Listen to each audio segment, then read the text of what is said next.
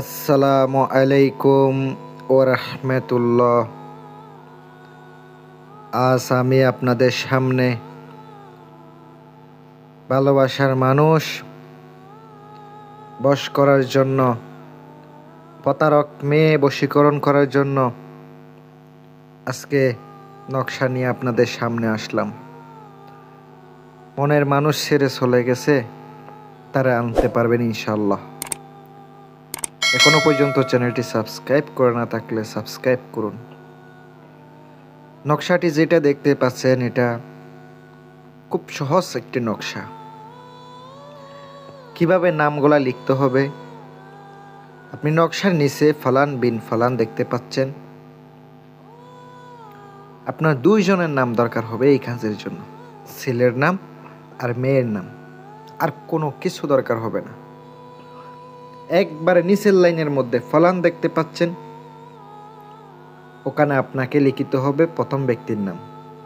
আপনি যে ছেলে হয়ে মেয়েকে বশ করতেছেন, মেয়ের নাম, তারপরে মোহাব্বত, এরপরে 2 নাম্বার যে গড়টা আছে ওইটা এইভাবে থাকবে। 3 নাম্বার গড়ের মধ্যে আবার ফলান দেওয়া আছে, ওখানে অবশ্যই আবার আপনার নিজের নামটা লিখে দিবেন। আর যদি আপনি মেয়ে হয়ে ছেলেকে করেন তাইলে এর উল্টাটা হবে, ছেলের নাম আগে মেয়ের নাম পরে।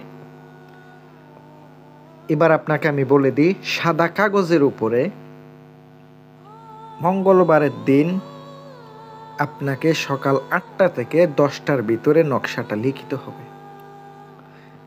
এক বসা অবস্থায় 7টা নকশা লিখিত হবে। 7টা নকশা আপনার লিখার পরে আপনি ফলিতা বানাবেন, চলিতা অথবা পলিতা যে যেটাই বলেন।